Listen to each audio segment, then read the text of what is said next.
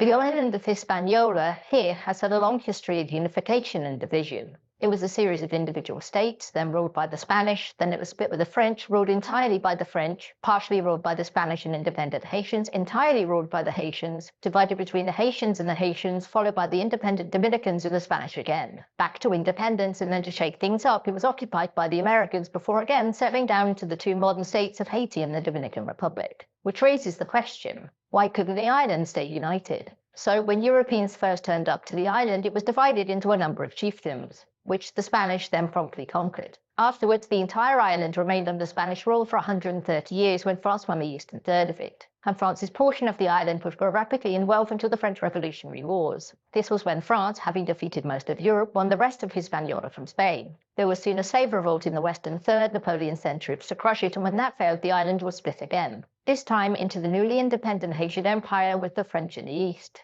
which lasted for a whopping 2 years before its emperor Jacques got himself unalived and the country fell into civil war. The two stayed divided until 1820 when the Northern King died and the Southern Republic led by Jean-Pierre Boyer reconquered the rest. By this time, the French had been kicked out of the eastern portion of the island with the Spanish back in power. And after this, there was a long-standing period of peace and rebuilding, and just kidding, the Haitians invaded and Boyer declared himself dictator for life. Boyer ruled over all of Hispaniola for the next 20 years. He paid an indemnity to France in return for international recognition of Haiti's independence, and he kicked out all of the white landowners from the east of the island. Except the Polish, that is, they were cool. Boyer did very little to unify the two parts of the island culturally, and many in the east saw themselves as a wholly distinct people from the Haitians who now ruled them. And thus, it was time for a calm discussion, by which I mean armed revolution.